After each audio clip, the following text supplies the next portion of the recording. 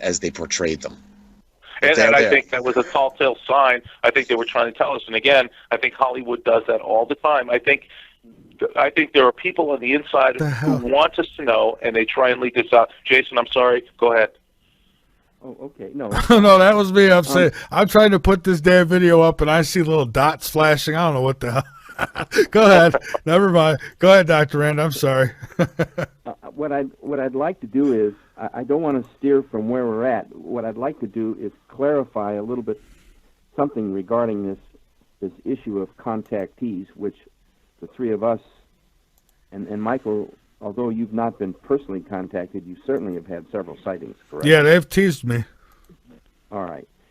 What I'd like to do is when I represented the United States at the first World UFO Congress, which took place in Tucson in May of 1991, I prepared a document which I presented called the UFO ETUT Timeline Enigma.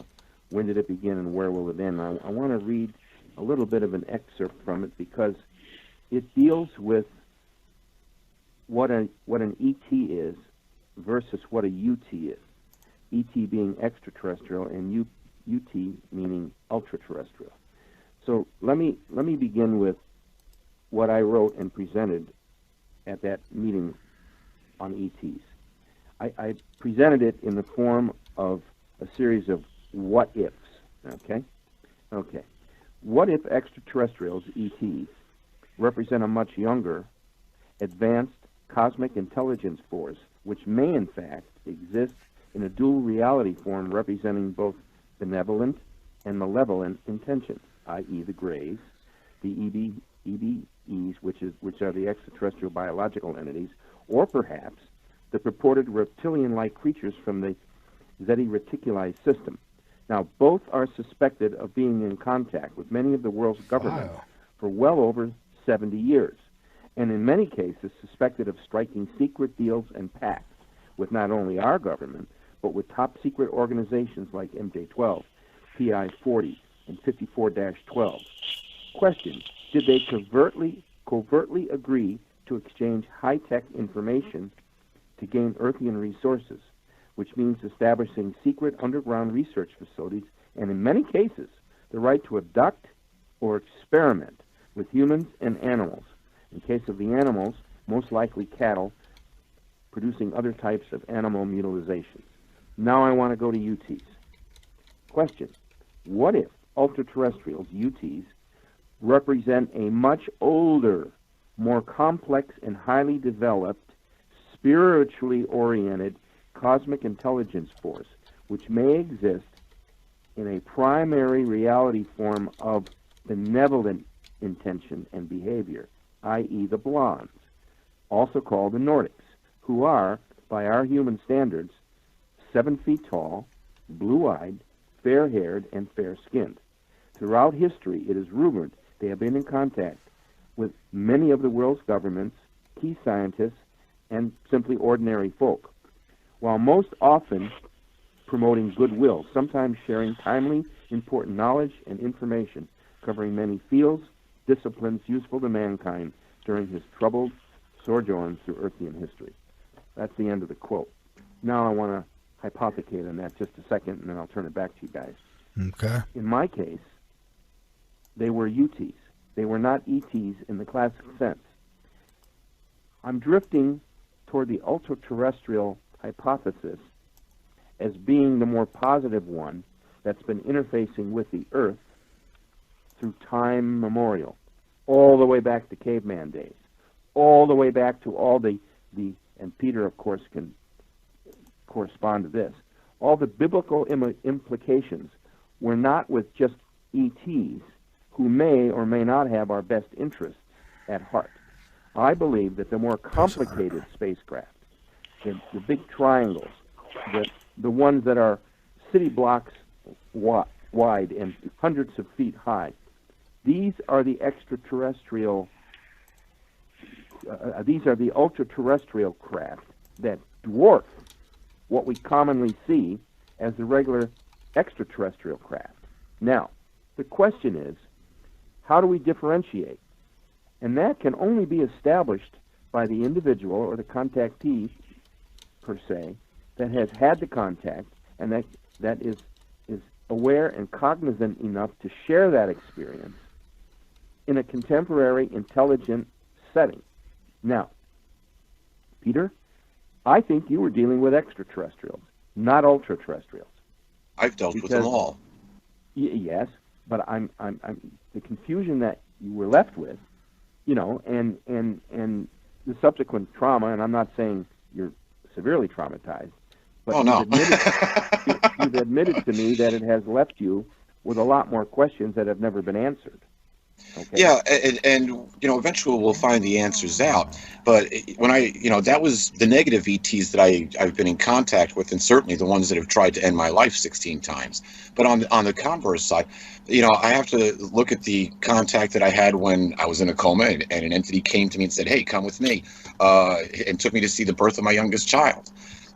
There's the blue orb that instantly appeared out of nowhere that stopped a deer from coming through the windshield of my car, which would have been certain death for both me and my son. When we impacted that, we had to be doing close to 60 miles an hour. I just set the cruise control for 63. So I got it. You see things like that, plus all the something that I did, which I don't talk about that often, but here's part of seeing a negative timeline. I got a lot of answers when I took a class that was developed by Jose Silva. I can't tell you exactly when he developed it, but I took the class in 1970. Thank you, Ira. 1978. And Michael, you got the video. I'm sorry, Pete. Listen, guys. You have the video up, Michael. Let me address the listeners real quick. I've got the video up on screen here. I want everyone to take a good look at this. I'm going to play it a few times while the guys are talking. And then I wouldn't mind in the last hour if people let us know what you think, whether in chat or whatever. But go ahead. Well, I had taken this class, and it was the greatest class I had ever taken. It was based on the work of Edgar Cayce, but they broke it down scientifically so they could repeat the work and teach the class. And this really taught interdimensional thinking. Of course, back then they didn't know that we lived in a multiverse, but the rules still applied, that you could receive any information anywhere within the universe or anywhere within existence where life existed itself. Now they say anywhere within any dimension. Which is interesting. They've changed the wording, just the verbiage just a little bit. I did get the updated tapes or CDs actually, but this opened up a whole new realm of how to use our consciousness and explain why I was able to see future events, because that's one of the things that we can do in Theta. Now, part of the class, I believe it was in the 303 section, they gave you guides, spiritual guides. You went down to level, and they programmed it, and you were supposed to get spiritual guides. And I didn't get any spiritual guides. It's the only one in the class didn't get any spiritual guides for me. So, after the exercise was over and people were giving their experiences, I talked to the teacher, and I said, "Hey, I didn't get any." And he said, "Well, okay, we're going to do this again, and when we do it again after the break, pick two, anybody that you want. The past, present, future doesn't make any difference." So I was like, okay, wait a minute. I've got to pick two entities. And I did.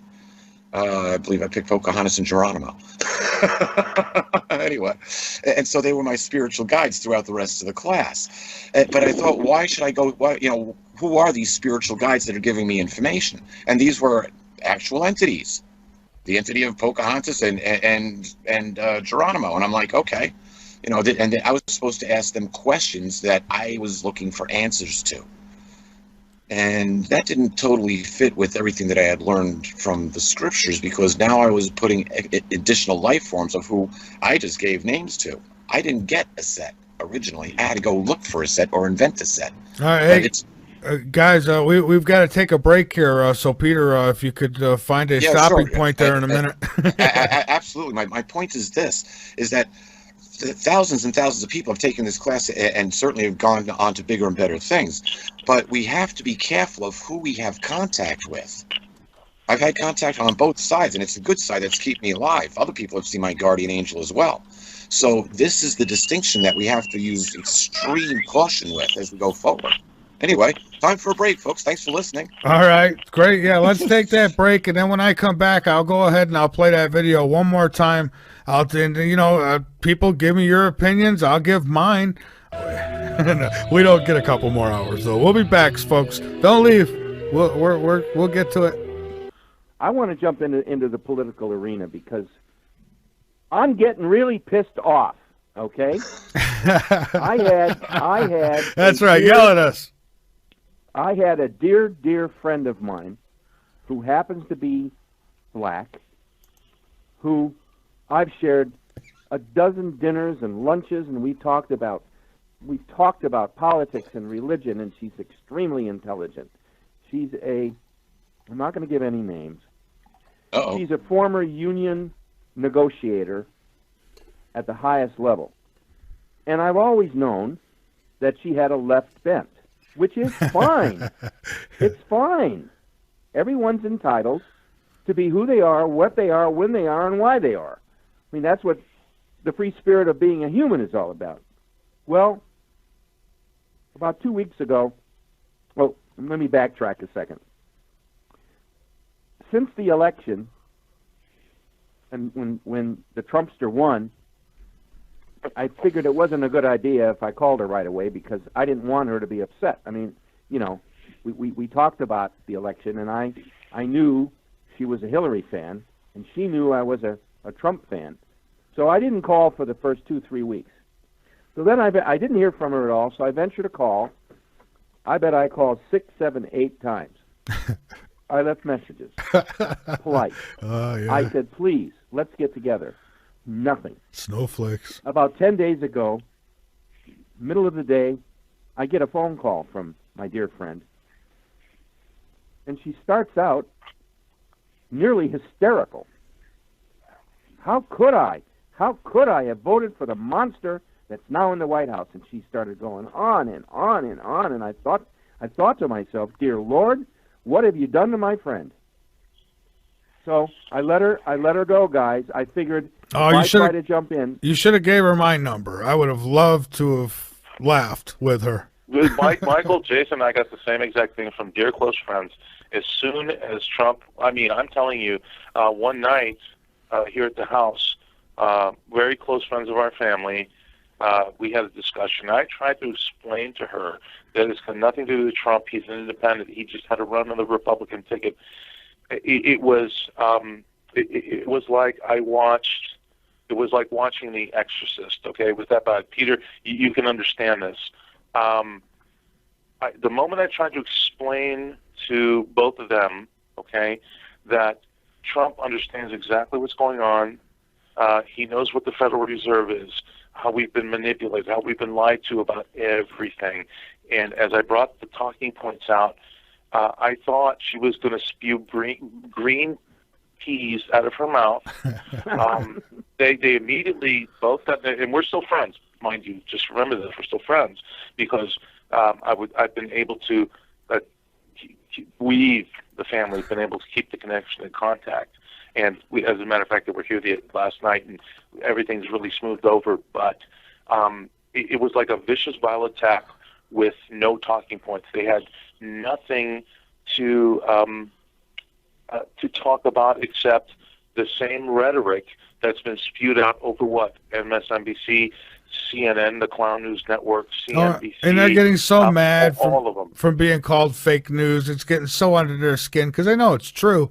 And it's just. But Michael, it was horrible. It was horrible. It was horrible. I don't miss any of the people like that. Believe me, I've lost some too. I've even lost some guests. You know what? I didn't lose them. They lost me. But piss on them. If they want the country to fall apart, I don't want them anywhere around me. I don't care how much I liked them at one time. And believe me, I don't miss those people. It's their loss. They're the idiots. I haven't lost anybody over this whole thing with the election, whether Trump. Well, you're lucky, Peter. You're lucky. Well, the interesting. Well, Peter's too likable. That's why.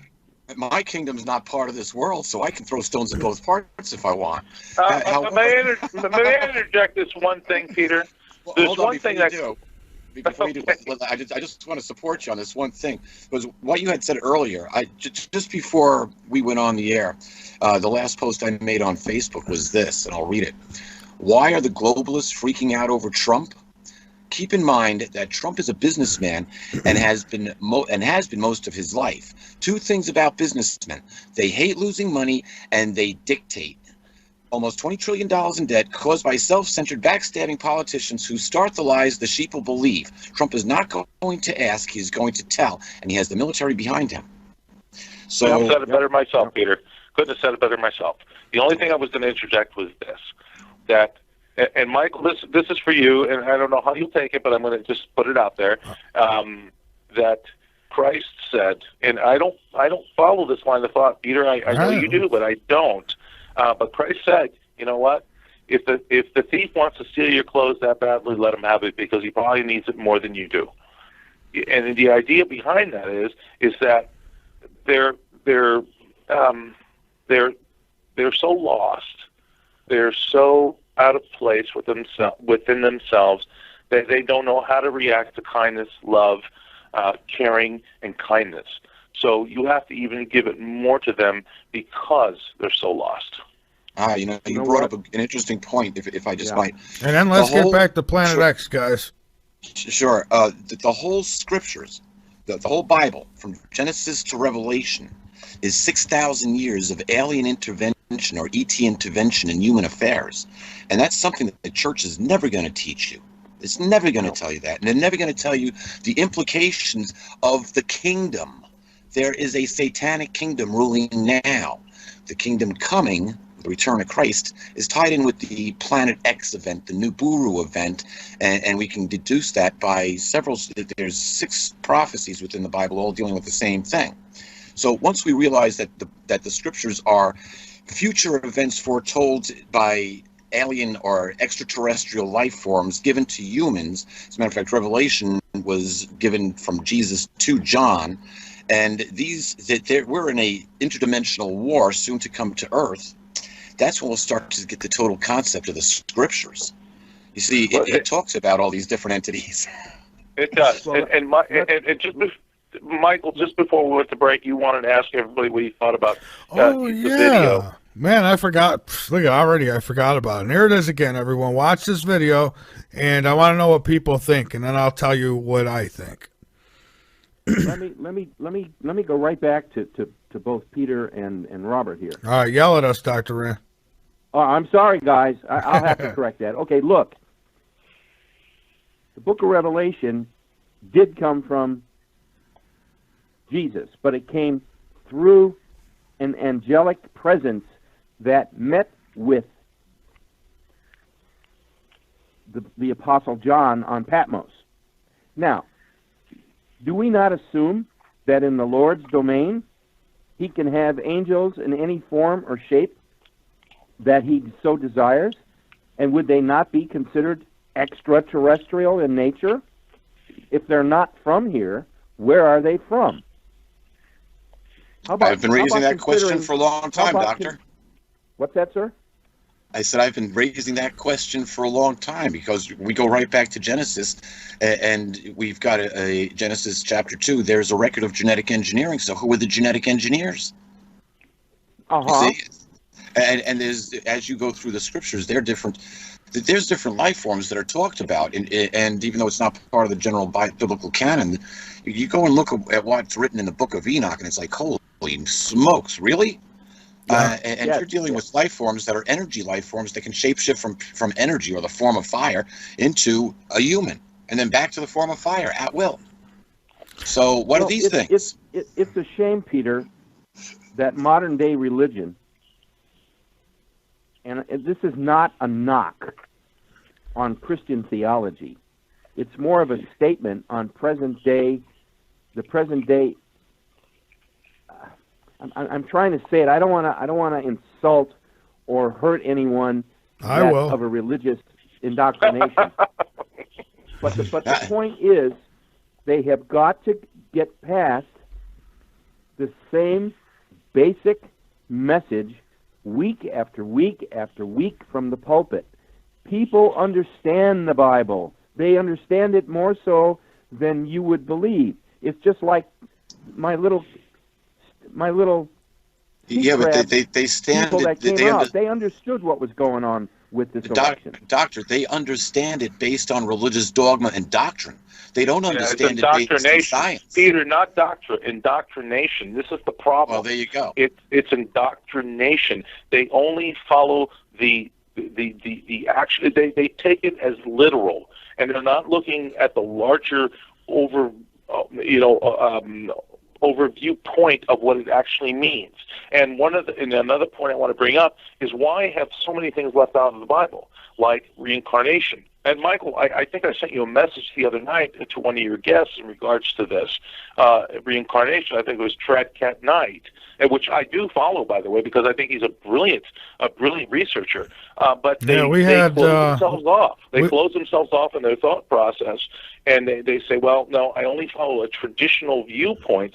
And if you open your thought process up, you can grab a larger picture of maybe what's going on.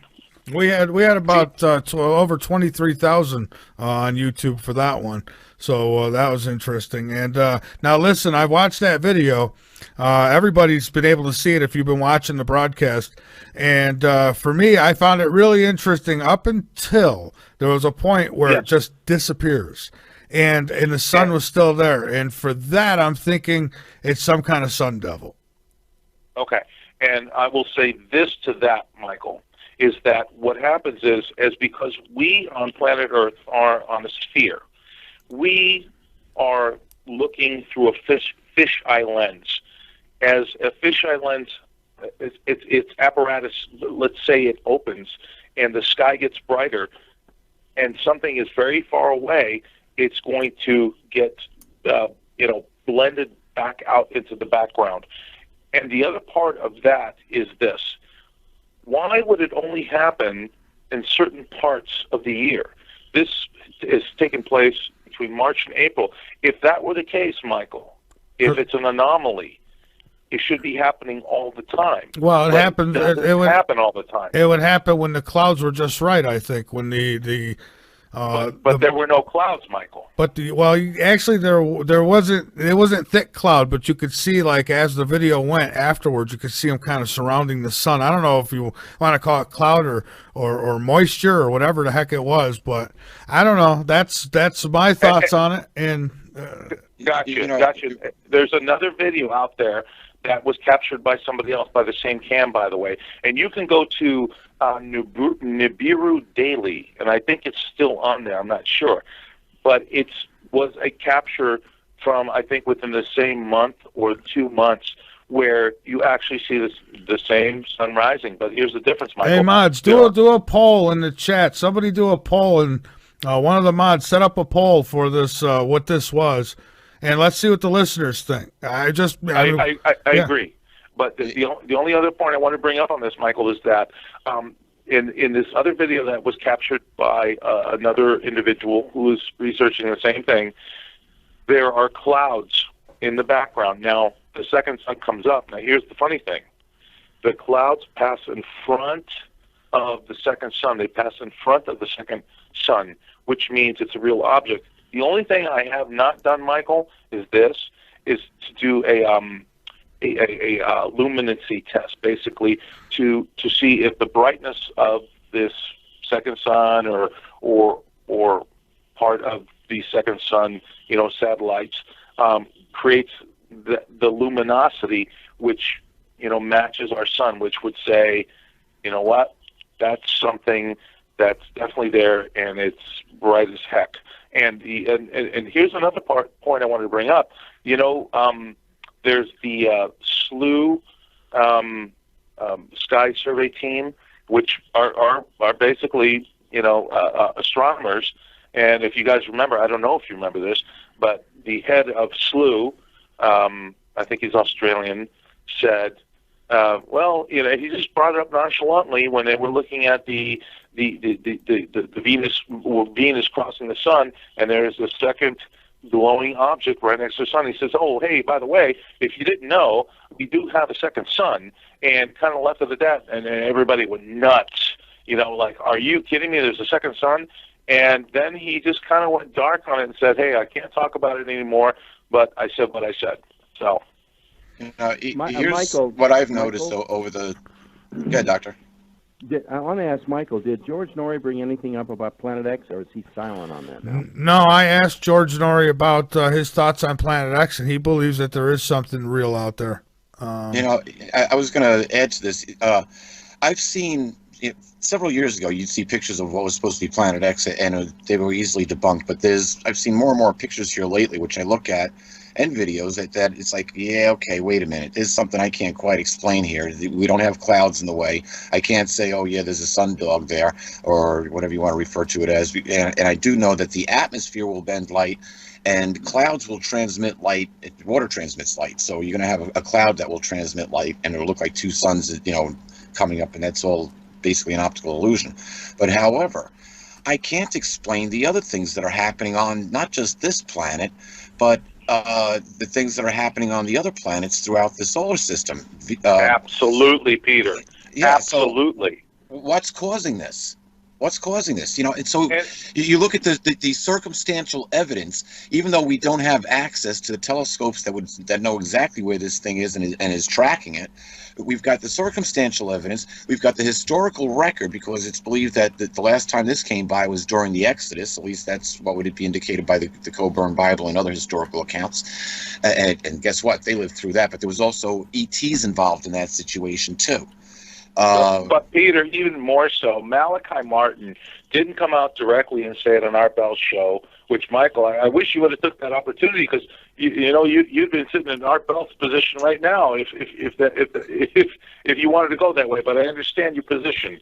No, I'd be glad to go on all these stations and stuff. It's just I'm going to be me, and I'm going to do what I've always done. That's all. It's Oh it's, yeah. No. What you find with people though is when you're controlled when you don't do what they want you to do. Then all of a sudden you're without controlled. A question. But go ahead. Without a question, Michael. But here's the thing. Malachi Martin talked about this. He didn't say it directly, but he did say it indirectly. The Vatican is looking for something in the sky, and you know what? He was killed for it anyway. My supposition on that. But also there are multiple things. And Peter, you should agree with me. The third secret of Fatima. That's exactly what this is all about. Revelation in 6:12 through 17 starts off with it's the blowing a what do you think? No, it starts off with a great trumpet. I mean, with a great earthquake, and then John what have says, we heard, Peter? Before you go any further, what have we heard all across the planet? These bizarre noises, trumpets. Yeah. They've been described as trumpets, and it's not just in one place. It's across the whole planet. Canada, Romania, Slovakia, Russia, the United States. It's been worldwide. Yeah, it has. Heard them all, actually, but the scripture that I was referring to, it starts off with a great earthquake. And John says that the sun was turned to black as sackcloth of hair. The moon was turned to blood. He said that the stars fell from heaven like the way that young fig trees or unripe figs are blown off of a tree in a high wind. He said that the heavens would be rolled up like the scroll. So something is going to be blocking our view. Maybe it's chemtrails.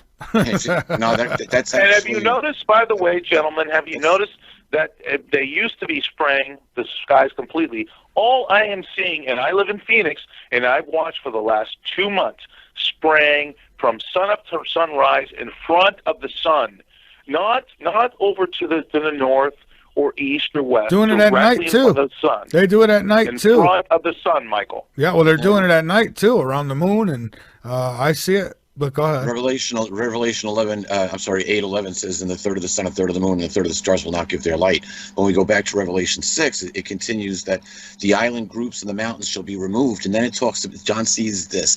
He says, "The kings, the mighty men, the military commanders, and essentially all of their staff, cry out to the mountains and the rock masses and say, 'Cover us over.'" But it goes on and says, "Who can hide from the Lamb and the one seated upon the judgment of the Lamb and the one seated upon the throne?" So the Nibiru event is tied in with the end of this system of evil. What the elite have, or what we consider those who consider themselves the elite, they all have a ticket to their underground bunkers, to wherever they're going, underground cities. And when you start to research this, it's like, okay, well, that's where the trillions of dollars disappeared to, that in the secret space program.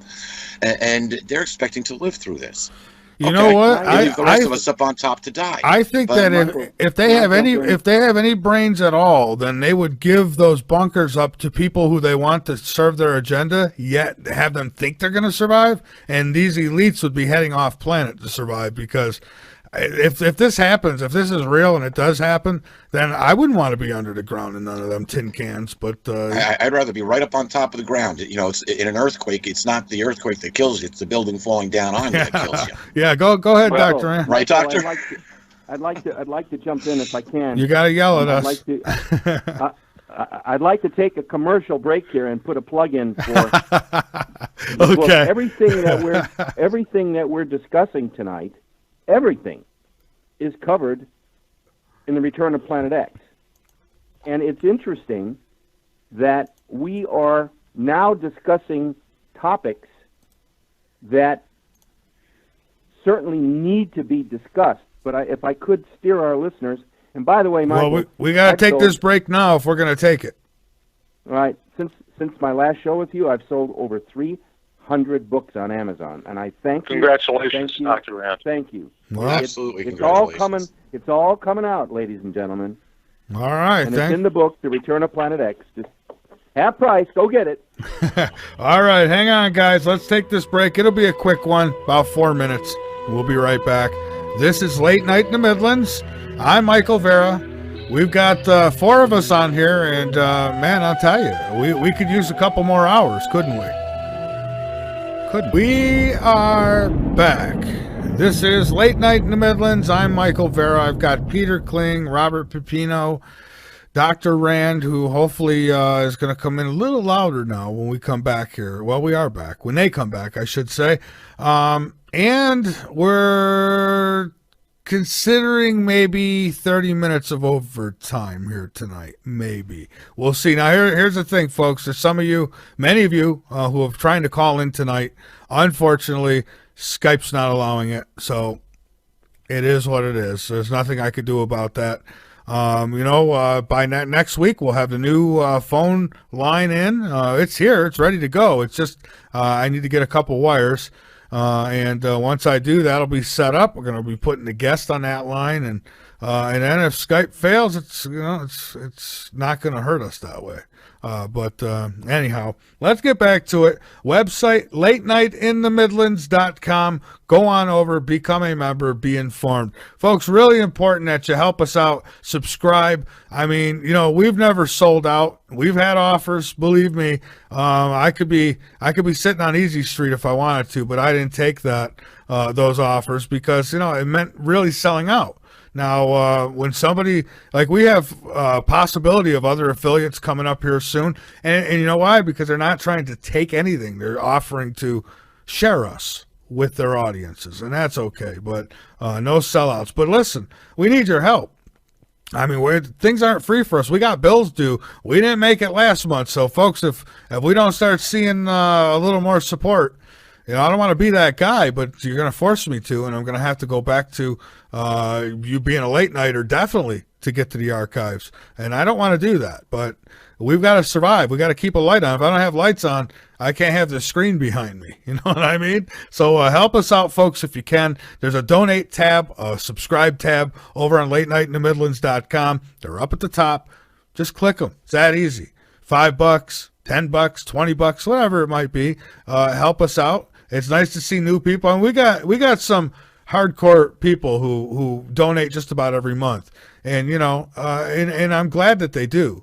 But, it'd be nice to see if everybody participated, $1, $2, man, we'd be golden. I'd be able to add more on, have guests in the studio, all that stuff we want to do, but it takes money.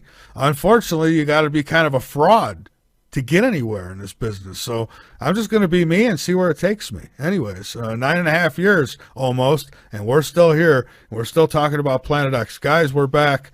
So Dr. Rand, how you sounding now? Well, I don't know. There you are. Is it back? You are back. Oh, you're great. Yes. I got an echo, but I don't mind. I'm used to radio and television, so I got a little echo here, but I like it. Well, we're not hearing the echo, but we are hearing you, and that's great. All right. Look, I caught the echo to start with, but it's good now. Go ahead, Doctor. Good. I appreciate that. I want to ask you guys a key question. What is it that you think is driving your individual ambitions to stay with these topics, even though they might not be politically or PC correct? What is it that's driving each one of you? I'm pretty sure I know from my own inner consciousness that I have to stay with what I know is real for me. Well, I could give you a quick answer for me, and that is every All right. time I start to wave my hand at it and push it a little further away, some new news story comes out like, hey, in 2022, two stars are going to collide in deep space, and you're going to see a new star in the sky. And I'm like, okay, let's talk about Planet X again. But that's me. Real simple. Robert? Absolutely. I think what Jason is asking. Who's setting the Morse code? I just heard Morse code. I heard the just same tried thing, pumping up Michael. my I heard the volume. same. I heard the same thing. I just tried pumping up the volume. Did it get any better? No, you sound good to me, Jason. All right. That was me, guys. Oh, okay. Okay. Anyway, what you were asking is what's driving us. From my perspective, Jason, it's a transition into a new level of consciousness and existence.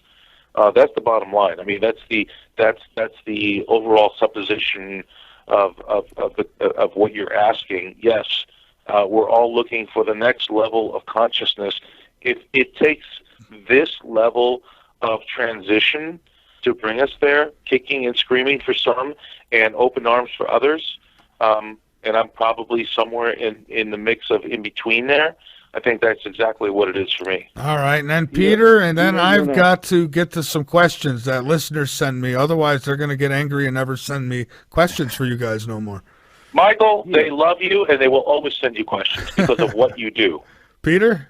The driving thing for me is following biblical prophecy and seeing how it applies to the earth and teaching people what's going on. And I knew that. The scriptures don't end at this Armageddon. That's just and the world doesn't stop; it goes on, and so does life. And it says, well, in Revelation 7, I think it's verse 9, it says that there was a great crowd from every nation, tongue, and tribe from around the world that no man could number that survives this. However, the majority is not. A great crowd of 7 billion people going on 8 billion people is 10% is still a lot of people. But still, life will go on, and it's up to us to make the right choices in this. And we're running out of prophecies. Well, speaking of prophecies, that's where we're at. Peter, I've got a question here from Cybergun, and he says, if there are multiple timelines, then how will prophecy be fulfilled? Oh, well, you see, the one timeline is going to come to an end. We all have free will, so we can choose to do whatever we want. We can choose to ignore the truth, or we could choose to examine the truth. And once if we choose to ignore the truth, then we go on our merry lives, and we're on that broad, spacious timeline until, guess what? It's a Nibiru event, and we don't have any food, we don't have any water, and we live in the 50th floor of a high-rise building in New York City on the east side. All the money that you have and all the good things that you thought you were saving up for are now over, and you got to walk up and down the stairs just to get to your apartment where the water doesn't run. Okay, Peter, everybody puts their pants on one leg at a time. Yeah, and so if you ignore that, then you ignore the future. If you pay attention and look and listen to what we're talking about and follow the scripture, this is the first time that I'm really concerned about a Planet X. I wasn't concerned about Ison. I wasn't concerned about Ellen, and the timelines just weren't there, if you want to talk about that, to create some devastation. But there's still a few prophecies that need to be fulfilled. And we're seeing parts of this under the Trump administration where all of a sudden, wait a minute, Hillary didn't get elected. That means that the paradigm has changed here. The globalists are no longer in charge. Now, is this stuff going to be exposed? And you see, understanding that there's still prophecies that have to happen, we're going to see the rise of what is called an eighth king, or what will appear to be a world power, probably through an economic turnover.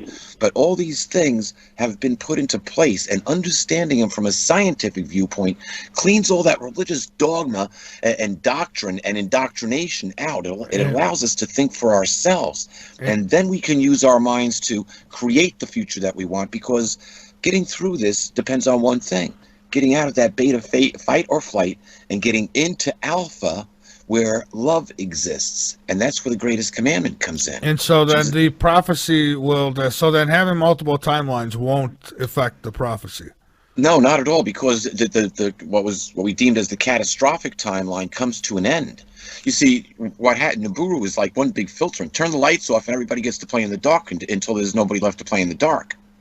All right. Except for those people who got out of the city, basically, excuse me, or who have prepared, knowing that this event is coming. All right, and let's give a question here for Dr. Rand. This one comes from CR. I'm just gonna. There's not too many of them, guys, so I'm just gonna blast through a few of them here. Dr. Rand, why last? And of course, another one just came on top of it. All right, why last week was the moon covered? Orp? I don't know what orp means. Eclipse from top to bottom instead of side to side. I don't know. Take it as it is. So the moon was eclipsed from top to bottom instead of side to side. Do you know anything about that, Dr. Rand? I'm a little confused, and no disrespect to the questioner. I'm a little confused by the question. May I interject? Yes, go ahead. It appears that the Earth has developed a pretty good wobble, and as the Earth rotates, it's not the moon that's shifted. And this is something I've reported for several months. It's our perspective. Yeah, the moon is still waxing and waning the same way. But I noticed this severely when the night that we left to come back down off the grid. Back on the grid, I should say, when we left the mountain. The moon was waxing from left to right, evenly across from 9 o'clock to 3 o'clock. By the time we got down to the Boston area, as we were coming back down, we got down to Massachusetts, I was noticing that the shadow of the moon was now, or the way that it was waxing, was from like 10 to 11 o'clock down toward 5, 6 o'clock. And that caught my eye. And I was like, okay, why is this going on? Why am I seeing this? And so I've been paying attention to this. And yeah, Earth's evidently developed a wobble. I just posted a video on this day before yesterday. All right. Well, may I give my own point of view on that, Michael? Sure, if I may, on that Sure. question? Let me just say that I haven't noticed anything out of the ordinary, so I'm missing it over here. I've got, but go ahead. Well, Michael, this has happened on more than one occasion, and the person who asked that question is a very legitimate question, because this happened to me when I was on the radio back in 2012, where basically, I think what your listener is asking is the top of the moon was basically sheared off by a shadow. Yeah, and I had never seen that before either. And basically, I don't know if I've ever seen it. Go ahead. Oh, basically, my thought process is this: that and I absolutely believe this, that the Planet X system, the brown dwarf and its satellites are, within our solar system, being Nibiru, the closest now between Jupiter and Mars, is large enough to overshadow our moon. It would cause that sheer crescent from the north to the south. In other words, the north would be cut off of the moon, the south would be shining. I've seen that on several occasions, and that's my best supposition on that. Robert, that is very logical. I'll go with that one. With that. Yeah, the panel says yes, it's a winner. Survey says ding. Survey says. Yeah, that would also indicate that if that was the case, wouldn't this planet need to be between the sun and the moon in order to break that? Absolutely, Peter, and that's what would create that. That's what would create that. And I've seen it on 3 occasions. The last one only being about 4 weeks ago. I noticed this, and I'm not sure if your questioner had saw that about 4 weeks ago. Maybe he saw it further back, but yes, that's my theory. Okay, anyway. let me give you another one, Peter, and let's try to give. I mean, let's give the answers, but let's not go too deep, because I want to try to get through some of these questions. And if you guys are up to it, we could do an extra 30. Sure. I'm up for it, Michael. All right, so that'll give us some time works. here. Michael, tell your guests living off the grid is easy. It all depends on climate. I live off the grid, and the only pay bills we get is our phones and our internet. They said they have very large water tanks. There you go. All right. Mike. The one thing that I might add to that, and I've said this before, I have never felt so free as I did when we were off the grid. Seriously. And it definitely, I've gotten healthier being off the grid, being back on the grid. making me more stark crazy than anything else. But I feel my body actually degenerating now. I can't wait to get back and get physical exercise again. Well, and then we got the same question again here, I think. Why was the moon eclipsed from top to bottom? So we covered that. Let's see. Dr. Rand is low. Next one. Barbara Lamb was on the elevator just now. When are you? Oh, okay. See, folks, give me questions for the guest. Anything else is going to have to go to email, because this is why. I mean, it just takes up time from the show and it makes me not want to even get into questions. So let's see. I'll try one more here. This one's from Jesse. Ask the panel if we are having a collective ascension, and if it has anything to do with our DNA changing as the Schumann frequencies change. For example, how cymatics work. Well, Peter, I think that one's for you, brother. I'm trying to give you guys these questions, but I mean, I'm getting all kinds of other stuff mixed in with it. It's not even worth it. There's an ascension happening, but it's not as people think. It's not like we're going to be raptured off the planet, taken to another location. That goes totally against the prime directive for planet Earth. Most people don't understand there is a prime directive. And where that ascension takes place is within our own minds and hearts, and it goes right back to the greatest commandment. And here's why. We can scientifically prove this. The greatest commandment states, as Jesus put it, you must love Yahweh your God with your whole heart, soul, and mind, and you must love your neighbor as you do yourself. Now, just the state of love takes us out of that beta fight and flight. So there is no more being afraid, and there is no running away from anything once you are connected. Now, the basic principles here is to love the creator, not some god wannabe from a different planet or a star system, but the creator of the entire multiverse, the soul of the cosmos itself, the dynamic energy that makes this one living organism in which we live. That is the power which we can connect to through prayer. And then we can take that power and through meditation create our futures. And when we have accurate knowledge, we know how to create our futures, because we have a dynamically fantastic future. But it depends on us making the transformation. We have to be the ones to choose whether we are going to support the satanic system of evil, whether it's politically or in its deepest realms of the occult things that we don't want to know about, or if we are going to be on the side of the King of Kings and Lord of Lords and be in that dynamic change of peace. We're going to get the advanced technologies. We're going to get the clean energy. We're going to learn to live in harmony with nature. Instead of destroying the earth, there's the technology to repair and fix the earth, but not just that, repair and fix our DNA. Get rid of the telomeres and reconnect. But Peter, can I add something to that? Yeah, is sure. that we've had that technology all along. It's been hindered by the deep state.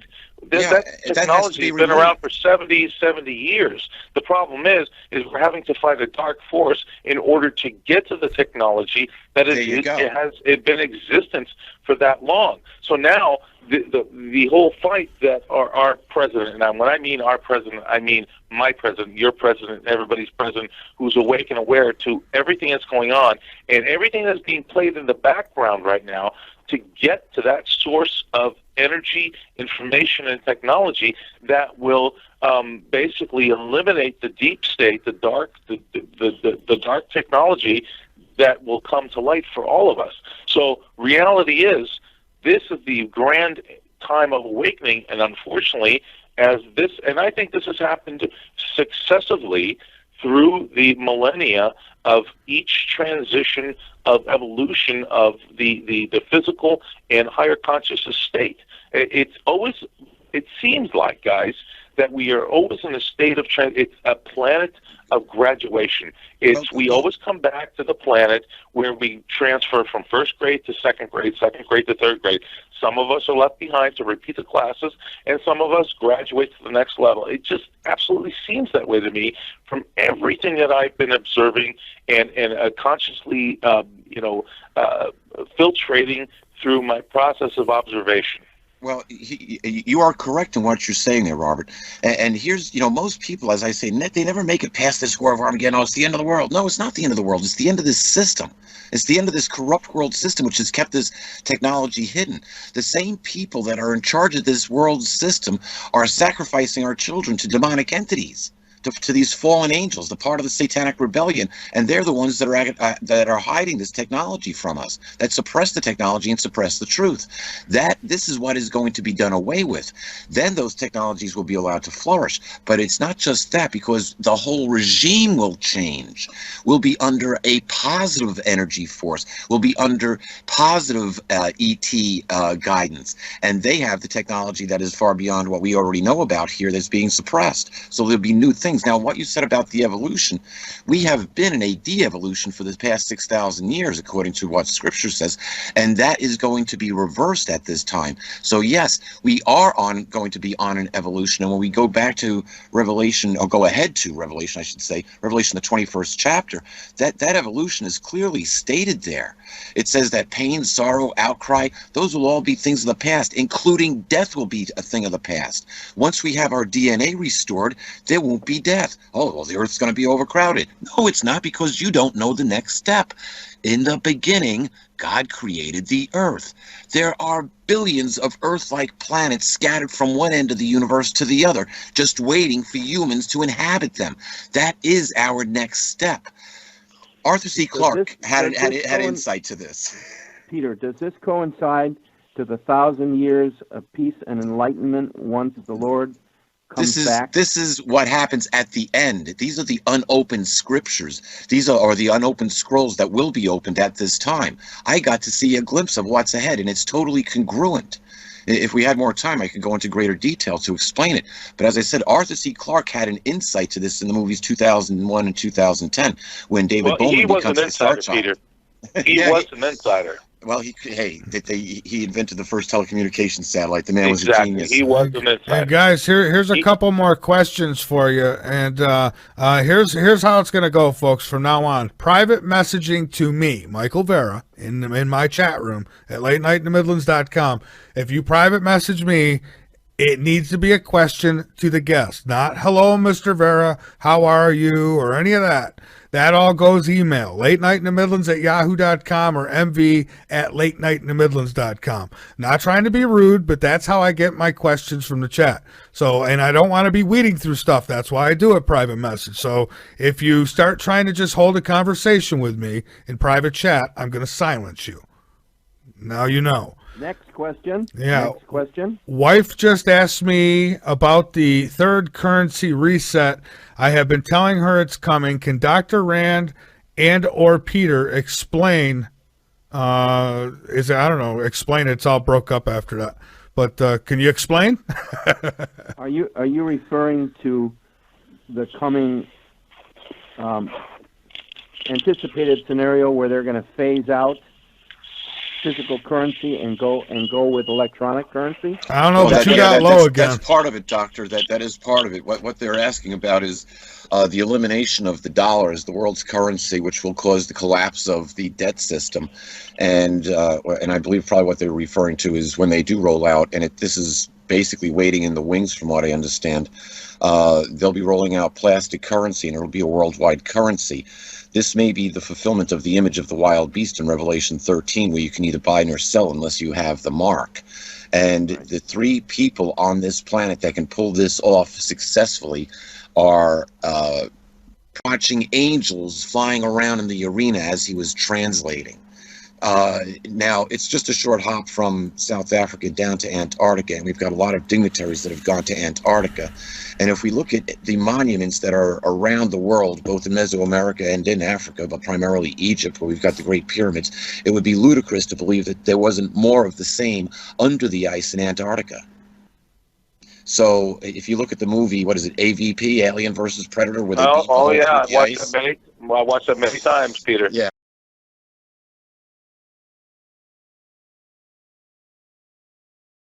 Oh, there you go. Less the aliens and predators as they portrayed them.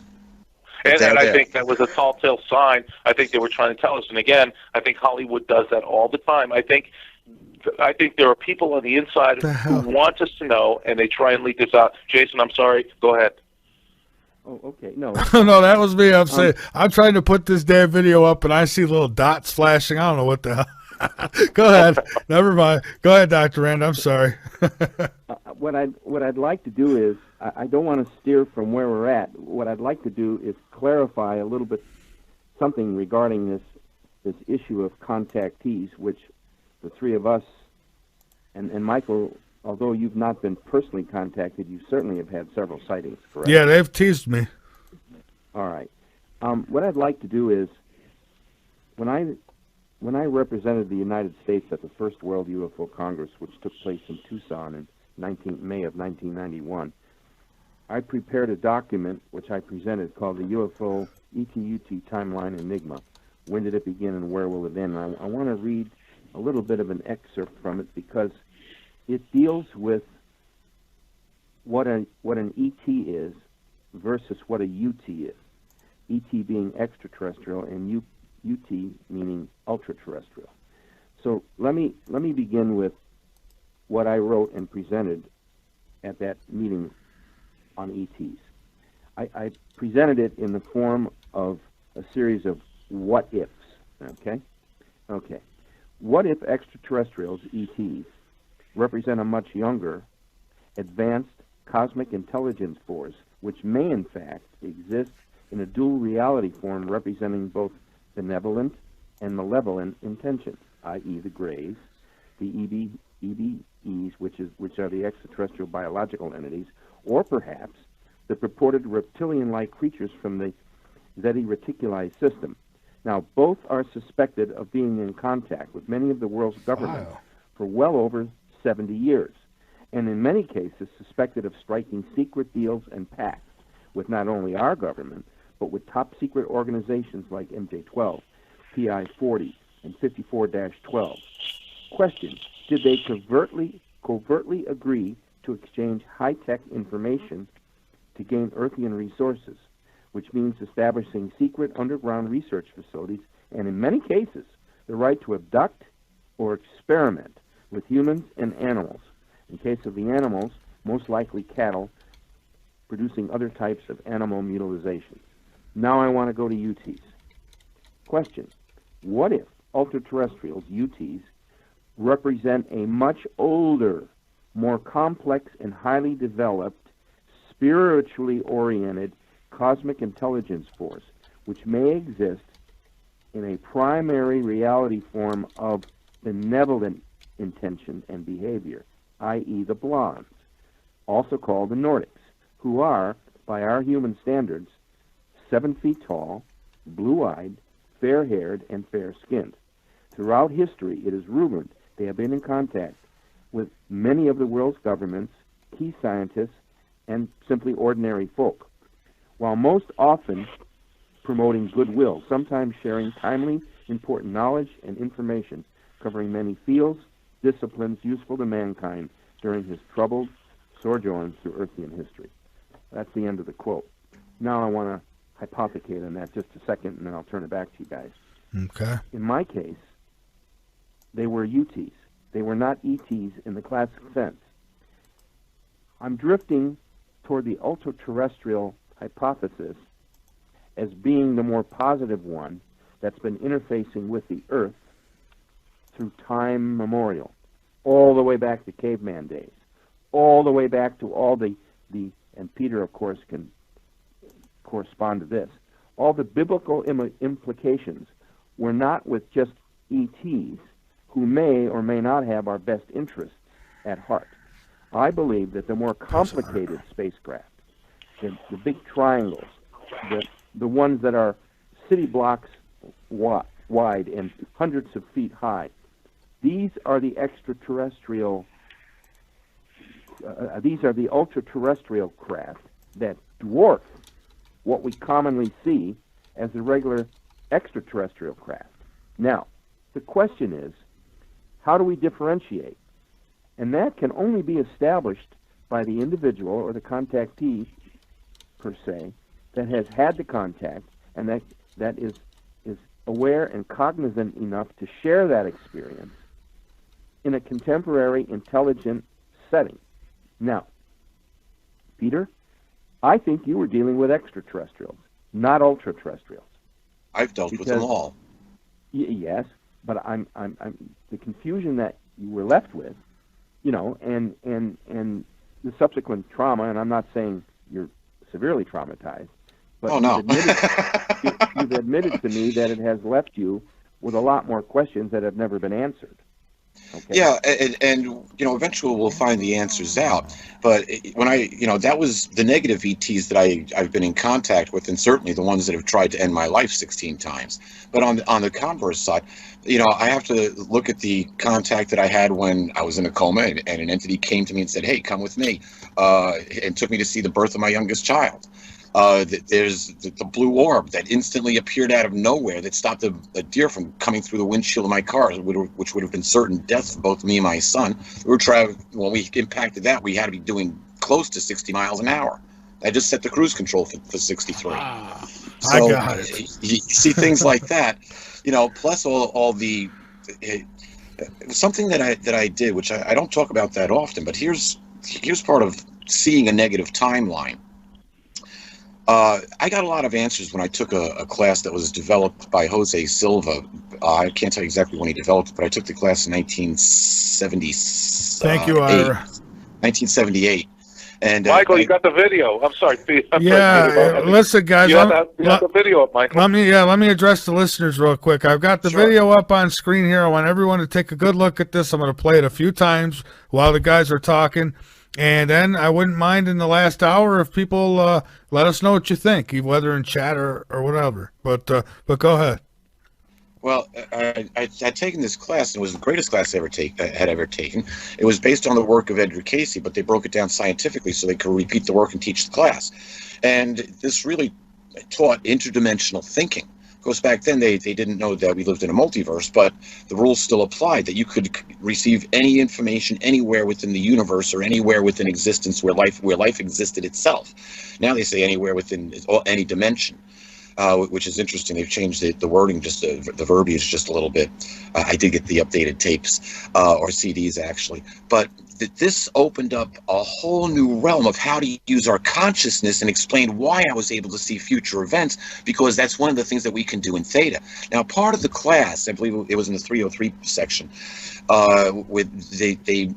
they gave you guides, spiritual guides. You went down to level, and they programmed